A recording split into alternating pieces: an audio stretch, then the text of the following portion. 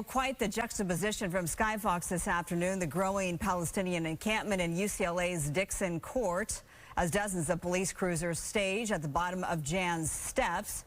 Russell Stuart, he's a security expert, private security expert, president of Force Protection Agency. He joins me now with more. You've been following this closely along with us. Good to see you, Russell.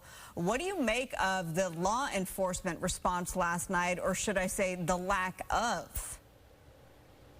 Thanks for having me on, Marla. Yeah, I mean, it was non-existent. For 3 hours, we saw people getting into, fights and, these outbreaks where law enforcement had to be there. And I was shocked. I had many friends of mine that went down there in support of the students, and they were just absolutely shocked that there was just an absolute zero presence of law enforcement, which of course escalated everything. So, I'm very pleased to see that this evening we have a show of force. I'm just very shocked that, campus law enforcement and LAPD just dropped the ball last night. You know what we also saw out there? We saw dozens, I will say, of private security guards. I think we should have some of those images, and they were just standing there. Here's that image I wanted you to see.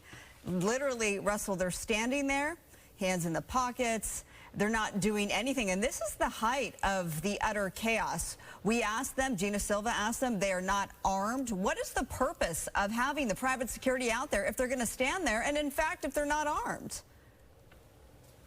Great question. Well, I mean, a lot of them look pretty tough, but look, the bottom line is the private security industry is an observe and report industry.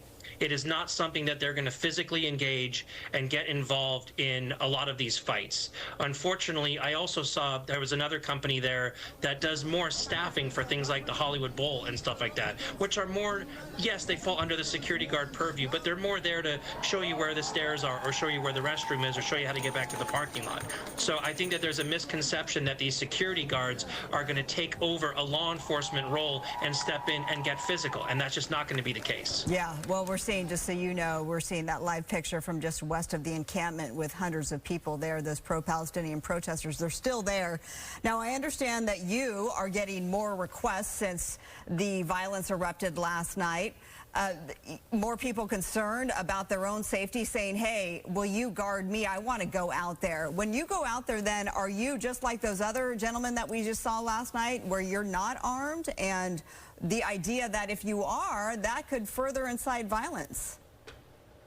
Absolutely, yes. I mean, we've gotten dozens and dozens of phone calls from last night, even before last night, to go yesterday. And to tell you the truth, the biggest advice that we give to people, and not to say that we do not want you to go and exercise your First Amendment right to protest and engage, but again, is it worth getting into a fight? Is it worth getting into physical conflict with someone else? These are incendiary times, incendiary places that you want to put yourself into. Private security can be there to consult, but when it comes to wanting someone to step in front of you and physically protect you against a mob, possibly, of people, that's what law enforcement is for. And unfortunately, those people that went down there to protest peacefully ended up getting into these physical battles where they needed law enforcement, and they were just not there for them. Yeah, it was literally a free-for-all last night. I know you witnessed that too as well, Russell. Russell Stuart, we appreciate your time tonight and perspective, president of Force Protection Agency. Thank you so much for being with us. Thanks, Marla. I appreciate you.